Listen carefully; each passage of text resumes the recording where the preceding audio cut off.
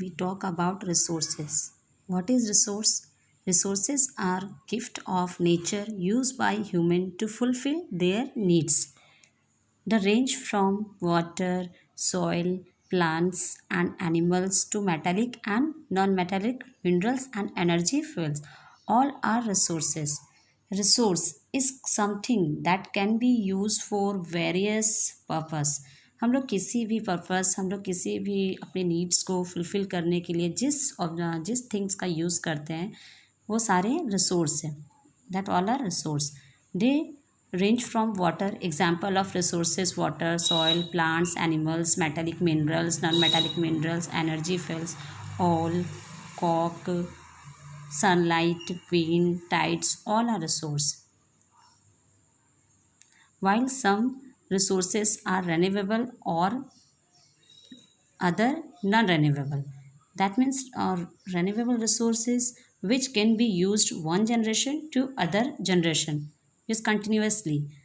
Example of renewable resource is sunlight, water, tide, wind, and non-renewable resource is cannot be used again.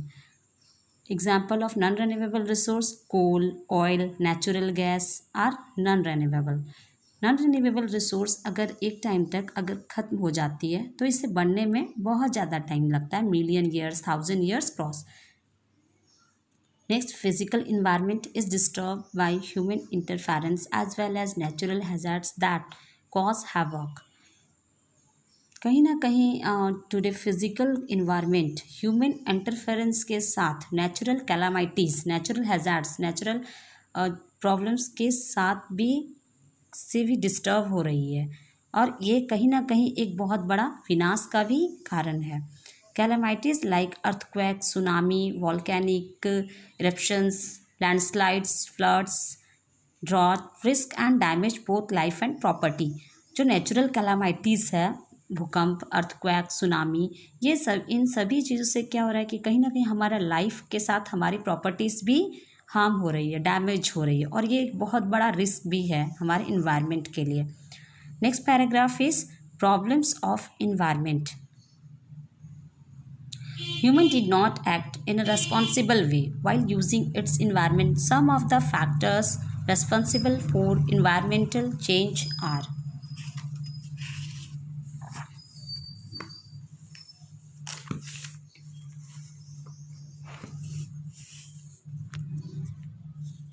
first point is inappropriate disposal of harmful waste, where health hazards to spread disease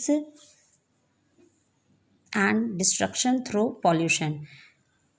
अगर हम आज के time में देखें जो harmful waste है जो कि बाहर फेंका जाता है या उसको डिस्पोज किया जाता है तो ये सभी कहीं ना कहीं डिजीज़ का कॉज भी है, डिजीज़ का कारण है. Over use of chemical fertiliser and pesticides harm land and animals, birds and humans. Chemical fertilisers and pesticides का जो ओवर यूज़ हो रहा है तो ये कहीं ना कहीं बहुत ज़्यादा लैंड, एनिमल, बर्ड्स को भी लॉस बर्ड्स को भी हार्मफुल रिएक्शन है, आउटकम्स. सपोज एनिमल्स जो हैं वो फार्मिंग लैंड में जाते हैं, वहाँ से अनाज खाते हैं तो ये सभी चीज़ें, क्रॉप्स खाते हैं तो ये सभी चीज़ें जो हैं बहुत ज़्यादा प्रॉब्लम्स क्रिएट करती है. Deforestation, cutting down of trees and removal of the vegetation cover led to soil erosion. Deforestation means cutting down of trees, पेड़ को काटना, and removal of the vegetation's cover led to soil erosion. Soil erosion, that means removal of the first layer of upper soil, of the fertile layer of top soil. जब मिट्टी की ऊपरी परत जब वो रिमूव हो जाती है, हट जाती है एज ए वाटर, पानी के कारण, एयर के कारण, तो ये इन सभी चीज़ों से इफ़ेक्ट पड़ता है कि सॉइल की फर्टिलिटी कम हो जाती है या ख़त्म हो जाती है. As a result the amount of rainfall also reduce in many parts of the world. और इसके कारण क्या हुआ है कि वर्ल्ड के बहुत सारे पार्ट्स में जो है रेनफॉल बहुत ज़्यादा कम हो गया है.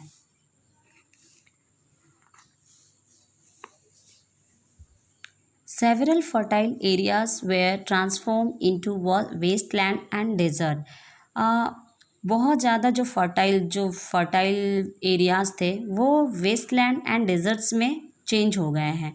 On the other hand cultivable land in many places deteriorated due to over irrigation and water logging. Over irrigation और जल जमाव बोल सकते हैं, वाटर लॉगिंग के कारण क्या कहीं कहीं बहुत ज़्यादा जो कल्टिवेबल लैंड था वो सभी लैंड वेस्ट हो गए हैं, खराब हो गए हैं. Several streams dried up owing to diversion of their water for irrigation and hydel power. According बहुत ज़्यादा जो प्लेस थे वहाँ पे बहुत सारे जो वाटर स्ट्रीम्स थे वो सब भी सूख गए हैं.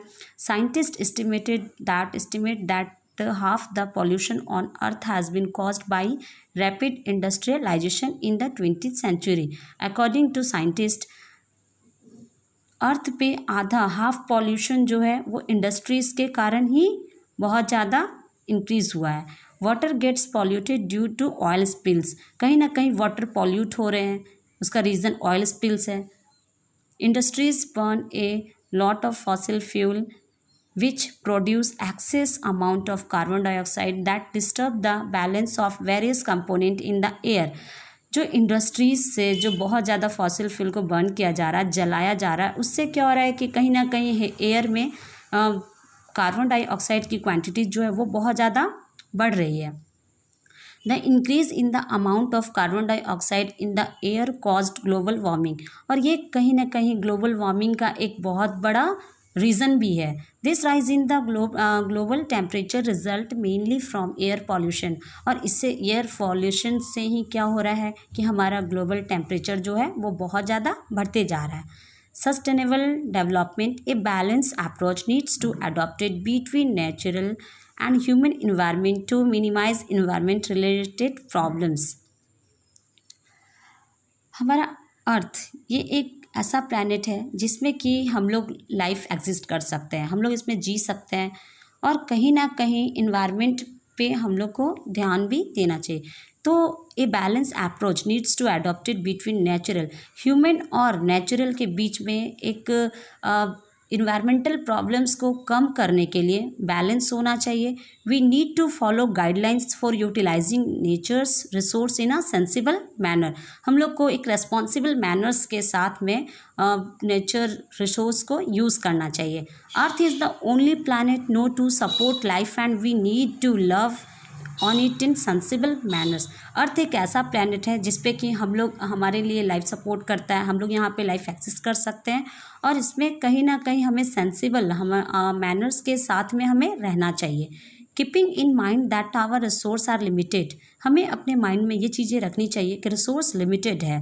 Humans have the responsibility to nature all plant and human animal lives on the earth. Human को अपने रेस्पॉन्सिबिलिटी होना चाहिए कि ऑल प्लांट्स एंड एनिमल्स को अर्थ पे हम लोग अपने अकॉर्डिंग, अपने इंटरेस्ट के अकॉर्डिंग उसको सर्वाइव करें या हम लोग केयर करें. They should not stress the environment और कॉज इरपेरेबल हार्म. और ये कहीं ना कहीं बहुत ज़्यादा अनसर्टेन हार्म जो बोलते हैं बहुत बड़ा हार्म होने से कहीं ना कहीं इन्वायरमेंट को बचाया जा सकता है, इन्वायरमेंट में ज़्यादा स्ट्रेस ना दिया जा सके. They must check the unpredicted growth of population and the rapid increase in production and consumption which puts under stress on the biosphere. और इससे कहीं ना कहीं हमारा पॉपुलेशन का जो ग्रोथ हो रहा है, अनसर्टेनली इतना ज़्यादा ग्रोथ हो रहा है और बहुत ज़्यादा प्रोडक्शंस बढ़ रहे हैं, कंजम्पशंस बढ़ रहे हैं. इन सभी चीज़ों को चेक करना चाहिए जो कि बहुत ज़्यादा बायोस्फीयर पे स्ट्रेस डालता है. इन सभी को चेक करना चाहिए और जितना ज़्यादा हो सके यूटिलाइज किया जा सके एंड कंट्रोल किया जा सके. ओवर यूजेस ऑफ रिसोर्स की ओवर यूज़ को कंट्रोल किया जा सके. Let's see flow chart. Environment components, that is biological or biotic, physical or abiotic. Example of biological, plants, animal, microorganism. Physical example of physical components, water, soil, temperature, air, rocks, humidity. Next, Biosphere. In a given area, plant life, animal life, and their physical environment with their interactions form an ecosystem. And type of plants and animals found in a region determined to great extent by the physical environment.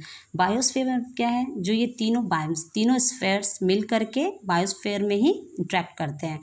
And realms of the earth, that is lithosphere. Lithosphere is outer layer of the solid part of the earth consisting of the crust and upper mantle.